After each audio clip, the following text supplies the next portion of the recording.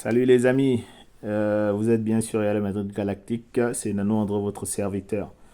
Bon, déjà, revenir sur la qualif en Coupe du Roi, voilà, donc la finale contre le Barça.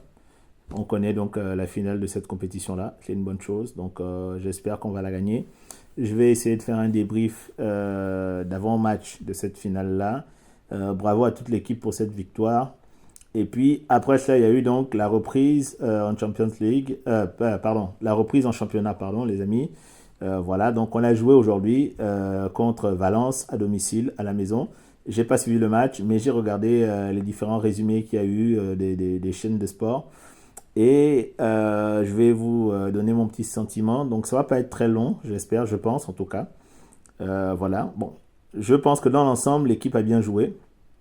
Mais voilà, ce qu'il ne devait pas arriver est arrivé, c'est-à-dire que on perd ce match-là à la maison. Bon, je ne peux pas trop m'en prendre aux joueurs. Pourquoi? Parce que je comprends aussi qu'il y a une logique de matchs qui sont enchaînés, la fatigue, voilà, un effectif aussi, notamment en défense, qui est quand même sinistré.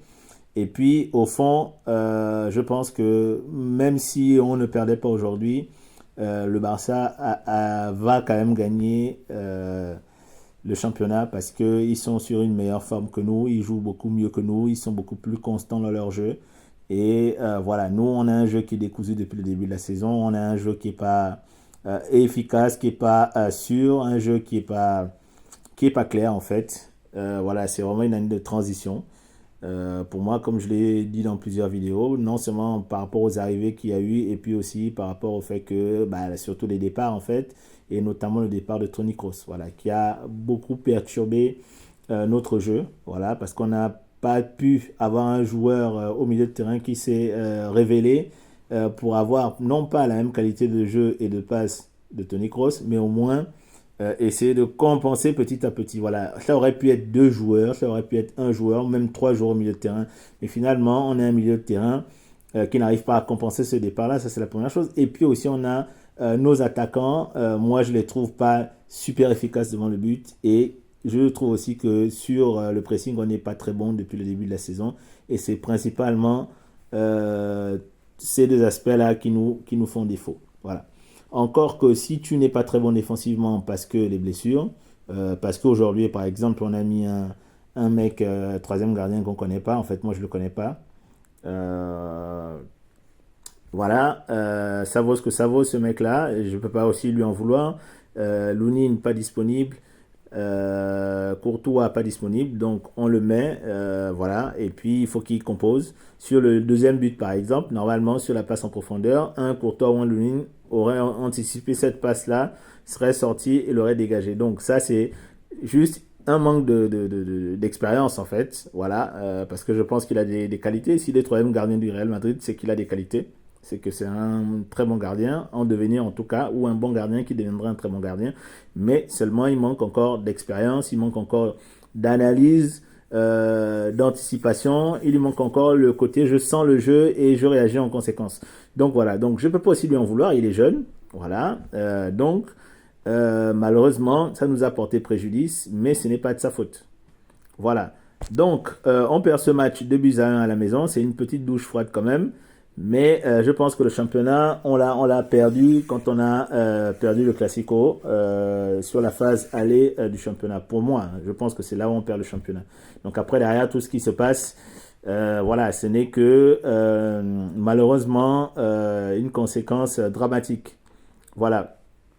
Pourquoi je dis qu'on a perdu le championnat lors du Classico sur la phase aller de championnat? C'est parce que, comme vous le savez tous, en Espagne, euh, la première place se dispute d'abord à la différence particulière sur les affrontements et ensuite à la différence particulière sur les buts. Donc, en gros, quand deux équipes ont le même nombre de points, donc la première, celle qui sera désignée vainqueur du championnat, si vous avez le même nombre de points, c'est celle qui aura gagné sur les confrontations directes. Donc, au match aller, le Barça nous a battus. Donc, imaginons aussi au match retour, donc sur la phase de match retour, on fait match nul par exemple. et qu'on a à la fin quand même le même nombre de points que le Barça, c'est le Barça qui est sacré champion parce qu'ils nous ont battus sur les 2 matchs, au moins une fois. Voilà. Et si nous on les bat au retour, donc là c'est une défaite chacun. Donc au final, on va regarder au nombre de buts quelle est l'équipe qui a le plus marqué. Et là aussi, le Barça marque beaucoup plus que nous.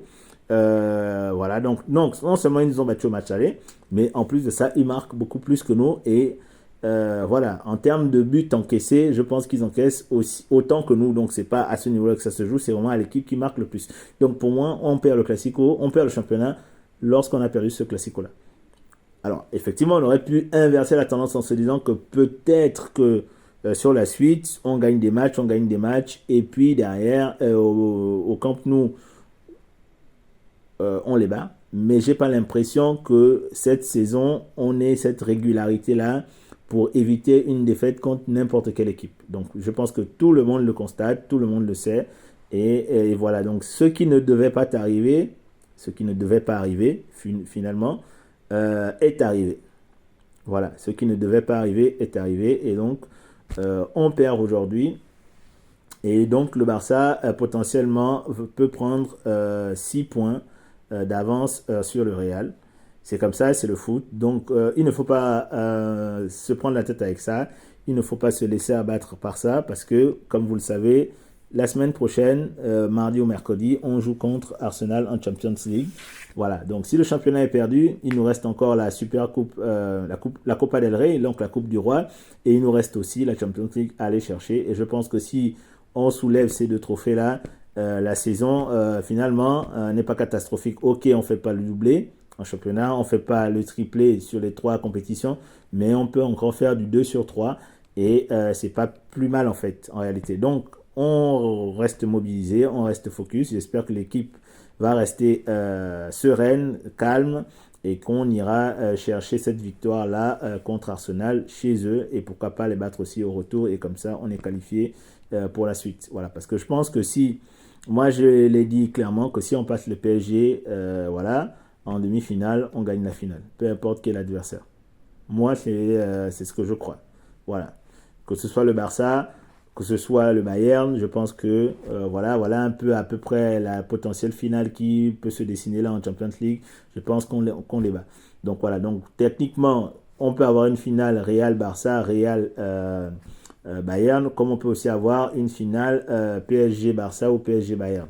Voilà, pour moi, voilà ce que je vois un peu. Je ne vois pas Arsenal nous battre, je ne vois pas Arsenal passer sur cette double confrontation.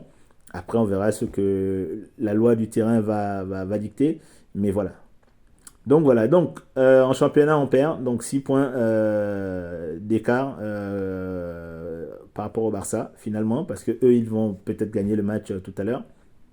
Voilà, je vais suivre ça avec attention et puis on verra bien. Hein. Personne à l'abri d'un faux pas, de toute façon. Le Real a trébuché, le Barça peut trébucher aussi, même s'il y a quand même moins de probabilité que le Barça trébuche ce soir parce que de toute façon, c'est une équipe qui est quand même bien rodée aujourd'hui. Donc voilà, nous, on n'a pas encore atteint ce régime de croisière là, on n'est pas du tout rodé, on est encore en train de tâtonner. Voilà, l'équipe n'est pas très bonne cette saison. Mais bon, c'est pas une surprise, hein, voilà. Bravo à Valence, hein, surtout, voilà, bravo à Valence, bravo à leur gardien qui a fait un excellent match, qui a été d'ailleurs désigné homme du match. Bravo à toute l'équipe de Valence parce qu'ils sont 16e, c'est une équipe qui connaît beaucoup de difficultés depuis plusieurs saisons. Du fait qu'elle est pillée, hein, chaque saison elle est pillée, voilà, donc l'entraîneur il doit faire avec un effectif qui n'est pas forcément de très grande qualité, même s'il y a quand même des joueurs de qualité, hein, voilà, parce que si ils arrivent à nous battre, c'est qu'ils ont de la qualité, mais l'effectif n'est pas assez stable pour pouvoir imprégner un style de jeu dans la durée et une philosophie, malheureusement pour eux.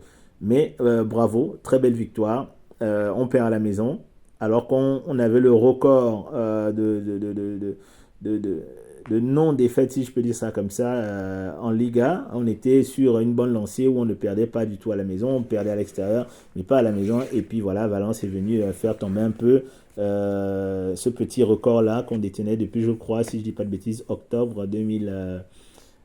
octobre 2024, je crois, ou 2023, je sais plus trop. J'ai entendu ça passer quelque part. Donc voilà, bravo à Valence, bravo à eux. Et puis, on reste motivé pour nous, on reste concentré sur l'échéance de la Champions League parce qu'au final, le championnat, bon, je pense qu'on l'a perdu lors du Classico. Et puis, c'est comme ça, c'est la vie. Voilà. C'était Nano Andro, les amis, votre serviteur pour Real Madrid Galactique. Et puis, on se dit à bientôt pour le match de Champions League.